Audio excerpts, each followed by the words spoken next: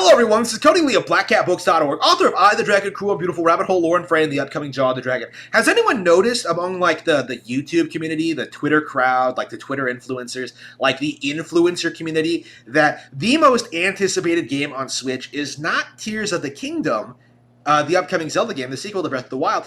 It is Metroid Prime 4, a game we don't know anything about. That's a direct sequel to Metroid Prime 3, cult classic Wii game from the mid 2000s. I love Metroid Prime.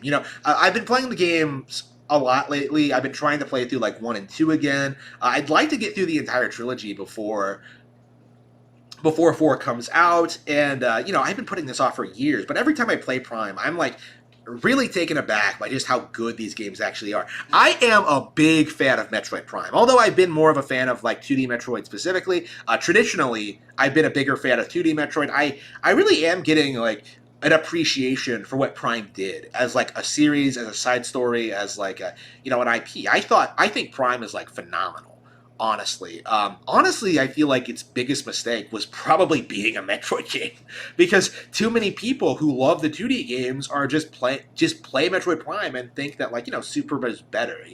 Like I've known a lot of people like that. I myself was like that for a long time, and I've only recently, I think, grown out of it and like started appreciating the game on its own merits. But I don't believe that the people who are talking about Metroid Prime 4 are fans of the Metroid IP.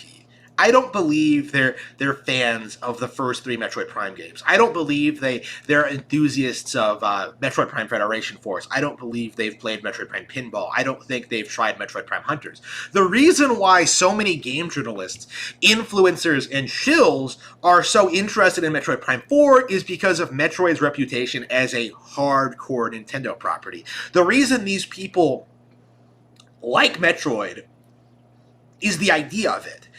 They like the idea of an edgier, more hardcore Nintendo franchise. And even though they don't play or enjoy these games at all, they're still going to hype it up and to talk. They're going to hype it up in order to talk down about other Nintendo products. And that's kind of what we've been seeing over the past couple of years, is that like every game that actually comes out, stuff like Mario Rabbids, stuff like Triangle Strategy, stuff like ARMS, Breath of the Wild itself to a certain extent, Octopath Traveler, Splatoon 2 and 3, like every major Nintendo game that comes out gets shit on in some capacity by these people because it's not edgy enough, it's not hardcore enough, it's not like appealing to their tastes. Metroid, they feel, has the potential to be like a generic sci-fi first-person shooter franchise, but it's not. Like, that's the thing about this, is that like the appeal of Metroid to these people is purely surface level. The reason these people are so enthusiastic about Metroid is because they think it's something that they can use to weaponize against Nintendo products, other Nintendo games. Like it is an example of games of a franchise they can use to weaponize against Nintendo. It's not necessarily because they're so enthusiastic about the IP, because they clearly aren't. There's nothing to talk about with Metroid Prime 4, actually. It's been like 4 years since it announced.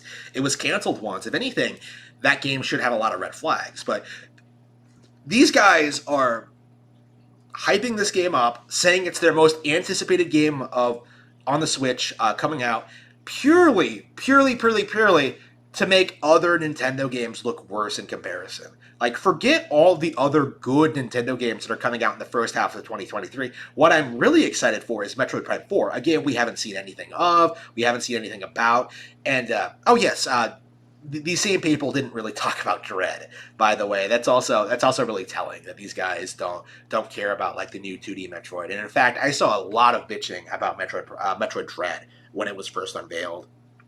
And now I'm even seeing people saying that like it failed or it didn't do very well when it sold like 3 times more than Super did. Like anyone who says like Dread failed is delusional. I feel like there is this very, very real tendency among game journalists to pretend they have a lot more credibility than they actually do. I think Bayonetta 3 is a really good example of that, in which like people were enthusiastic about the property at first because they thought it was a strong female lesbian, like going up against like religious, going up against like religious stereotypes, but it's not. You know, like they convince themselves of a certain narrative in regard to the character and the idea of Bayonetta. But when the game actually came out, when it actually had like limitations, when it actually came to like the what the game actually was, these people immediately turned on it, and very quickly. Like it's bizarre to see like these self-professed like huge Bayonetta fans, you know, people like the Super Best Friends, people like you know, the Gaming Brit Show, people like that, like not know anything about the lore, not know anything about the characters, not know anything about the gameplay, like try to do everything in their power to downplay everything that 3 and especially 2 did. To downplay like everything that 3 and 2 did, like in regards to the character, in regards to the world building, and in regards to like the development cycle of the games. Like there are things you can talk about when it comes to like the Bayonetta sequels that aren't as good as the original. Like I'm not even sure I disagree with that, but you can tell there's a very big difference between someone like me talking about like how like the combat in Bayonetta 2 feels jank versus like Wooly and Pat like screaming about how Bayonetta was like always in love with Jean, you know, like that was how like Luca is like the annoying side character that no one likes, you know, like trying to push this narrative that obviously wasn't true. That is like my feeling on this. I think Metroid has like the same kind of audience that that Bayonetta 3 has, in that it has this dedicated hangers on like demographic who are fans of the franchise purely to give themselves credibility, to purely make themselves seem cool and hardcore. But when it actually comes out, when the game actually like releases and they actually have to play it, you'll see these people fall off very, very, very quickly. And that's exactly what happened with Bayonetta 3. When this game actually came out, all these plebs, all these people who presented themselves as huge Bayonetta fans, they exposed themselves as being complete casuals who didn't know anything. And I think Prime 4 is going to be the same way. I do have optimism that the game is going to be good. I am excited for it to a certain capacity, but like it's not going to make my most anticipated list because we haven't seen anything from it. Like it's possible that like the SJWs have completely gotten control of it and they've like turned Samus into like a troon or whatever, and like ruin the entire IP. It's possible, right? Like I don't think it's likely, but it's possible that happened. I think more and more that YouTube, I've been saying this for years, YouTubers and gaming culture is more often revolves around upcoming products that nobody has actually played yet, as opposed to like talking about like established, long-standing classics. You know, like it feels like it's just a never-ending hype cycle for these people, where they just like where a product comes out and they forget about it and move on to the next product. And I've been speaking out against this for years now, but it's getting more worse. I feel like it feels like it's not even like a week or day one where there's some kind of controversy arising regarding these games and what they're trying to accomplish and stuff like that. I'm curious what the backlash to Prime 4 is going to be. Because for the long time, like the complaint among fans was not like, oh, we haven't gotten a new Metroid game. When would we ever get one? It's never going to happen. And then when it actually comes out, when Dread actually gets announced and then released, nobody cares. You know, Dread does well. You know, there's nothing wrong with that. But like the people who were like very adamant like about like wanting a new 2D Metroid game, a lot of those people are nowhere to be found. Like post-Dread release. Like, what do they think of Dread? What are their opinions on it? How does it hold up? I don't even know how these people feel about Dread. Like, I don't think these people have played it more than once, honestly.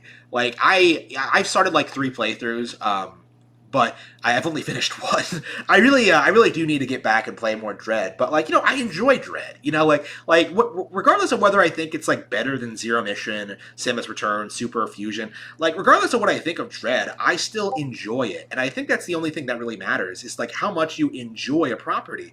And I think more and more gaming YouTubers, like the shills, the influencers, They don't actually enjoy video games. All they're trying to do is to manipulate you into believing nonsense that simply is not true.